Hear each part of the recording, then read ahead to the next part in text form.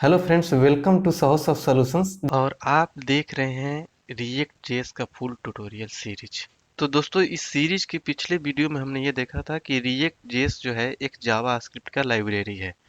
और हमारे माइंड में ये आया था कि फिर जावा स्क्रिप्ट का लाइब्रेरी क्या होता है और जावा स्क्रिप्ट क्या होता है। ये क्वेश्चन हमने डिस्कस किया था पिछले वीडियो में कि बहुत सारे कॉमन क्वेश्चंस होते हैं जो हमारे माइंड में आते रहता है कि ये क्या होता है। तो उसी चीज़ का आंसर लेकर आए हैं आपके पास, वो भी डीपली, कि जावा स्क्रिप्ट क्या है और फिर जावा स्क्रिप्ट का लाइब्रेरी क्या है। देखने में आपको लग रहा है कि दोनों मैं एक ही चीज़ बोल रहा हूँ, लेकिन दोनों डिफरेंट थिंग है। इसको आपको अच्छे से समझना चाहिए, तब आपको ये समझ में आएगा कि जो रिएक्ट जेएस है किस तरीके का लाइब्रेरी है और क्यों बनाया गया है। ठीक है, तो चलिए स्टार्ट करते हैं। और अगर अभी तक आपने मेरे इस चैनल को सब्सक्राइब नहीं किया है तो काइंडली आप इसे सब्सक्राइब कर लें, ताकि मैं जैसे ही कोई नया वीडियो डालूं तुरंत आपको नोटिफिकेशन मिले और आप हमेशा अपडेटेड रहें। सबसे पहले हम जावा स्क्रिप्ट के बारे में समझेंगे कि जावा स्क्रिप्ट क्या है। उसके बाद हम समझेंगे कि जावा स्क्रिप्ट का लाइब्रेरी क्या है, जावास्क्रिप्ट लाइब्रेरी क्या है। उसके बाद हमें अच्छे से समझ में आएगा कि रिएक्ट जेएस सचमुच में एक जावास्क्रिप्ट का लाइब्रेरी ही है, एक फ्रेमवर्क नहीं है। ठीक है, देखिए जावास्क्रिप्ट वर्ड जो है आपका बहुत ही जाना पहचाना लग रहा होगा। बहुत सारे वर्ल्ड में ऐसा कोई एप्लीकेशन नहीं होगा जिसमें कि जावास्क्रिप्ट ना यूज हुआ हो। खासकर मैं वेब एप्लीकेशंस की बात कर रहा हूँ। लगभग लगभग सारे जो वेब एप्लीकेशंस जो बनते हैं, जहाँ पर क्लाइंट साइड स्क्रिप्टिंग की बात आती है, वहाँ पर जावास्क्रिप्ट जरूर मिलेगा आपको। देखिए, जब एप्लीकेशंस बनते हैं तो अगर आप स्टैटिक साइट बना रहे हैं, आपने अगर वेबसाइट बनाया, ठीक है, तो कुछ चीज़ें आप दिखा रहे हैं तो आपका स्टैटिक साइट हो गया। जहाँ पर उस साइट पर डायनेमिक वर्ड आता है, अगर मान लीजिए आप चाहते हैं किसी बटन पर क्लिक करके अलर्ट दिखा दिए, आप चाहते हैं कि स्लाइडर लगा दिए, कुछ मूवमेंट होने लगा, मतलब कि आपका जो स्टैटिक वेबसाइट है जो बिल्कुल वर्क नहीं कर रहा है, बस दिख रहा है, उस पे हमने कुछ एनिमेटेड कर दिया, कुछ चलने लगा, दिखने लगा, मतलब कि डायनेमिक हो गया। तो वहां पर सीन में आएगा आपका जावास्क्रिप्ट। मतलब कि जावास्क्रिप्ट यूज ही किया जाता है डायनेमिक कंट्रोल और वेब कंटेंट को बनाने के लिए। जावास्क्रिप्ट को यूज करके आप एक स्टैटिक वेबसाइट को डायनेमिक कर सकते हैं। बहुत सारी चीज़ें होते हैं, जैसे कि आप एनिमेटेड ग्राफिक्स बनाते हैं, फोटो स्लाइड शो बनाते हैं, इंटरेक्टिव फॉर्म्स बनाते हैं, जो कि जावास्क्रिप्ट को यूज करके हम डायनेमिक वेब कंटेंट बनाते हैं। उसके अंदर ये सारी चीज़ें आते हैं। ठीक है, तो जावास्क्रिप्ट कहने का मतलब कि डायनेमिक। ठीक है, जो भी आप एप्लीकेशंस बनाते हैं, देखिए, जब भी हम कोई एप्लीकेशन बनाते हैं तो दो तरह का स्क्रिप्टिंग करते हैं। एक तो आपका स्क्रिप्टिंग होता है कि आप क्लाइंट साइड स्क्रिप्टिंग लिखते हैं, जो कि यूजर के ब्राउजर पर एग्जीक्यूट होता है और वहीं पर रन कर जाता है, दिख जाता है, जो कि फास्ट हो जाता है। एक सर्वर साइड का स्क्रिप्टिंग होता है जो कि सर्वर पर एग्जीक्यूट होगा, उसके बाद यूजर के ब्राउजर पर आएगा। तो दोनों में बहुत ही डिफरेंस होता है। सर्वर साइड जो स्क्रिप्टिंग होता है थोड़ा सा डिले चलता है, इसीलिए सभी लोग चाहते हैं कि हम क्लाइंट साइड स्क्रिप्टिंग करें। तो उसके लिए जावास्क्रिप्ट बहुत ही फेमस है। ठीक है, जावास्क्रिप्ट एक प्रोग्रामिंग लैंग्वेज है for web. JavaScript can update and change both HTML and CSS। मतलब कि जावास्क्रिप्ट HTML और CSS दोनों को अपडेट एंड चेंज कर सकता है। इसको यूज करके आप कुछ भी चीज़ें कैलकुलेट कर सकते हैं, मैनिपुलेट कर सकते हैं, आप कुछ भी किसी भी डेटा को वैलिडेट भी कर सकते हैं। ये बहुत ही लाइट वेटेड और कॉमनली यूज होने वाला लैंग्वेज है, जो कि सारे वेब पेजेज में, सारे वेबसाइट में यूज किया जाता है। जब भी आप क्लाइंट साइड स्क्रिप्टिंग करने की बात करेंगे, जब भी आप क्लाइंट साइड स्क्रिप्ट लिख कर यूजर से इंटरेक्ट होंगे या कोई डायनेमिक पेजेज बनाएंगे, वहाँ पर आपको जावास्क्रिप्ट मिल जाएगा। और जावास्क्रिप्ट को यूज करके हम बहुत ही इंटरेक्टिव और डायनेमिक काम कर सकते हैं इजिली। ठीक है, तो उसके बाद हमें ये समझना है कि JavaScript is mainly used for web based application and web browsers. यहाँ पर आप अच्छे से समझिएगा कि जो आपका ब्राउजर होता है, जो भी आपके ब्राउजर्स होते हैं जिस पर हम वेब पेज को रन कराते हैं, देखते हैं, किसी वायरल को हिट करते हैं, तो ब्राउजर केवल जावास्क्रिप्ट और HTML को ही समझता है। आप किसी भी लैंग्वेज में, किसी भी टेक्नोलॉजी में आप कोई भी एप्लीकेशन बनाइए, अगर वेब पर रन कराना है तो उसको कंपाइल करके जावास्क्रिप्ट और HTML में ही देना होगा, तभी आपका वेब पेज जो ब्राउजर है उसको समझ पाएगा और उसके फंक्शनैलिटी को परफॉर्म कर पाएगा। नहीं तो किसी भी लैंग्वेज में बना हुआ एप्लीकेशन डायरेक्टली देंगे, बिना जावास्क्रिप्ट में कन्वर्ट किए तो फंक्शनलिटी एग्जीक्यूट नहीं होगा। इसीलिए सारे लैंग्वेज का अपना कंपाइलर होता है जो उसको ट्रांसफॉर्म करके देता है, तो जाकर वेब पेज पर वो रन कर जाता है। ठीक है, तो जावास्क्रिप्ट ऐसे भी आपको पता चला कि जावास्क्रिप्ट कितना इंपॉर्टेंट है। ठीक है, तो अगली बात हम कुछ समझते हैं कि कुछ कौन कौन से ऐसे चीज़ है जो बेसिक थिंग है जो जावास्क्रिप्ट को यूज करके बनाया जाता है, जैसे कि adding interactive behaviour to the web page. मतलब कि कुछ इंटरेक्टिव बिहेवियर को ऐड करना हो वेब पेज पर तो जावास्क्रिप्ट का यूज कर सकते हैं। JavaScript allow user to interact with web pages, जो कि मैंने बताया वेब पेजेस से इंटरेक्ट करने के लिए इसको यूज किया जाता है। इसमें कुछ एग्जांपल्स है जैसे मैं बताने की कोशिश कर रहा हूँ क्या क्या कर सकते हैं। जैसे कि आप कोई भी इंफॉर्मेशन है, div है, स्पैन है, या कहीं पर भी आपने कुछ इंफॉर्मेशन रखा हुआ है आपने, आप चाहते हैं कि बटन क्लिक पर उसको शो एंड हाइड करें, जावास्क्रिप्ट को यूज करके बहुत ही इजीली कर सकते हैं आप। उसके बाद आप चाहते हैं कि किसी भी इंफॉर्मेशन को, किसी एलिमेंट को हम माउस मूवमेंट पर उसके कलर को चेंज कर दें, जो कि हमारा वेब पेज उसको गेट कर पाए कि हम उसको माउस मूवमेंट कर रहे हैं, ओवर कर रहे हैं। तो उस पर हम कोई कलर चेंज करना चाहते हैं तो जावास्क्रिप्ट से इजीली कर सकते हैं। स्लाइड शो कर सकते हैं, जैसे आप देखते हैं बहुत सारे वेबसाइट पर कि बहुत सारे स्लाइड आते हैं, फिर दूसरा स्लाइड आया, तीसरा स्लाइड आया, अपने आप वेब पेज चलते रहता है, स्लाइड्स चलते रहते हैं। तो ये सारी चीज़ें आप जावास्क्रिप्ट को यूज करके बहुत ईजिली कर सकते हैं। किसी इमेज को जूम इन करना, जूम आउट करना जावास्क्रिप्ट का फीचर है कि उसको यूज करके बहुत इजीली कर सकते हैं। कोई भी टाइमर दिखाना हो, जैसे वेबसाइट हमारा लॉन्च होना तो टाइमर दिखाते हैं, काउंट डाउन शुरू कर देते हैं कि इतने दिन के बाद ये स्टार्ट हो जाएगा। ऐसे चीज़ें बहुत ही इजीली आप जावास्क्रिप्ट में कर सकते हैं। कोई ऑडियो प्ले करना हो, कोई वीडियो प्ले करना हो वेब पेज पर, जावास्क्रिप्ट से कर सकते हैं। कोई एनिमेशंस दिखाना हो तो वो भी आप जावास्क्रिप्ट में कर सकते हैं। कोई डायनेमिक ड्रॉप डाउन मेनू बनाना हो, किसी मेनू पर क्लिक करते हैं तो आप देखते हैं कि बहुत सारा लिंक ओपन हो जाता है, ओपन छोड़ते हैं तो तुरंत और चला जाता है। तो मतलब इस तरीके से जो एनिमेटेड चीज़ें होते हैं, मेनूज बनते हैं, स्लाइड शो होते हैं, सारे चीज़ें जावास्क्रिप्ट में इजीली बन जाते हैं। तो ये सारी चीज़ें आप इजीली कर सकते हैं जावास्क्रिप्ट को यूज करके। अब आगे हम देखते हैं कि creating web and mobile apps. देखिए, हम उन चीज़ों के पर फोकस कर रहे हैं कि जिसको हम जावास्क्रिप्ट को यूज करके हम डेवलप करते हैं। बहुत सारे डेवलपर्स जो है जावास्क्रिप्ट को यूज करके मोबाइल ऐप भी डेवलप करते हैं, वेब एप्लीकेशन डेवलप करते हैं। उसके बाद building web servers and deploying server applications, developing server applications, मतलब सर्वर जो वेब सर्वर्स जो बनते हैं उसको भी डेवलप करने में हम जावास्क्रिप्ट का हेल्प लेते हैं। या फिर आप वेब सर्वर एप्लीकेशंस जो बनाते हैं उसको भी हम जावास्क्रिप्ट को यूज करके बनाते हैं। जैसे कि नोड जेएस हो गया, बैकएंड का पार्ट, आप बैकएंड इंफ्रास्ट्रक्चर में आपको काम करना है तो नोड जेएस को यूज करके आप इसको इजीली डेवलप कर सकते हैं। तो इसके लिए आपको नोड जेएस पढ़ना होगा। नोड डॉट जेएस मतलब कि नोड भी एक जावास्क्रिप्ट का लाइब्रेरी है जिससे हम यूज करके बैकएंड वाला इंफ्रास्ट्रक्चर जो होता है डेवलप कर सकते हैं इजिली। ठीक है, उसके बाद हम गेम जो होते हैं, जो एनिमेटेड होते हैं, जो ब्राउज़र पर रन कराए जाते हैं, ऐसे गेम जो ब्राउज़र पर रन करते हों, वैसे सारे गेम में कहीं न कहीं जावास्क्रिप्ट यूज़ होता है या जावास्क्रिप्ट का कोई लाइब्रेरी यूज़ होता है। ठीक है, तो अभी हम जावास्क्रिप्ट के बारे में समझ रहे हैं, बार-बार मैं जावास्क्रिप्ट की लाइब्रेरी भी बोल रहा हूँ, तो उससे भी हमें समझना है कि जावास्क्रिप्ट लाइब्रेरी क्या होता है। ठीक है, उसके बारे में भी हम समझेंगे अब कि जावास्क्रिप्ट की लाइब्रेरी क्या होती है। ये तो हमें पता चल चुका कि जावास्क्रिप्ट क्या-क्या कर सकता है। अब हमें समझना है कि फिर जावास्क्रिप्ट लाइब्रेरी क्या है? क्योंकि हम जो पढ़ने जा रहे हैं रिएक्ट जेएस, वो एक जावास्क्रिप्ट का लाइब्रेरी है। तो फिर जावास्क्रिप्ट के बारे में तो हमने समझ लिया कि जावास्क्रिप्ट ये सारी चीज़ें करता है, तो जावास्क्रिप्ट का लाइब्रेरी क्या है, इस पर हमें फोकस करना है। तब हमें इस चीज़ को रिकॉग्नाइज कर पाएंगे कि जो रिएक्ट है जावास्क्रिप्ट की लाइब्रेरी है, इसमें क्या क्या चीज़ें हैं, उसको तो हम स्टेप बाय स्टेप आगे देखने ही वाले हैं। तो अभी हमने जो भी चीज़ें देखा कि जावास्क्रिप्ट में इतने सारी चीज़ें हम कर सकते हैं जो कि बहुत ही इंटरेक्टिव है। इतने सारे का जो भी क्रिटिकल चीज़ें होती हैं बहुत ही इजीली हम कर लेते हैं जावास्क्रिप्ट में।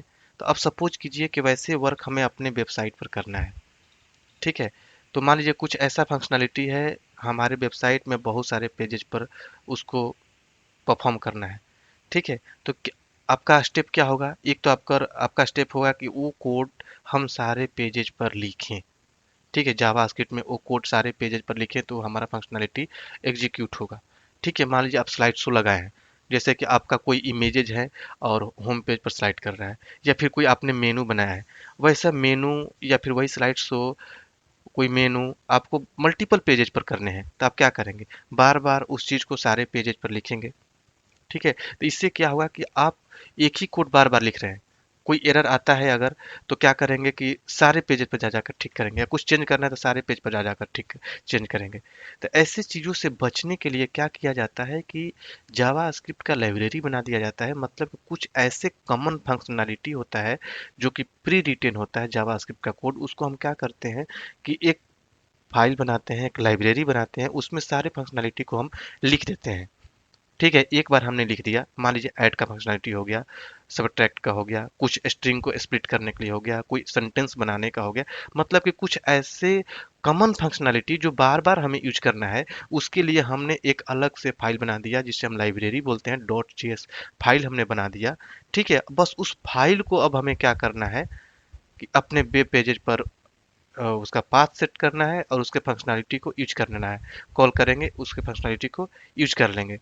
तो इससे क्या हो गया कि एक ही चीज हम बार बार लिखने से बच गए। तो मतलब कि जावा स्क्रिप्ट लाइब्रेरी या collection of pre written JavaScript code that can be used for common JS task. मतलब कि जो कॉमन जावास्क्रिप्ट टास्क होते हैं उसको परफॉर्म कराने के लिए इसको यूज किया जाता है।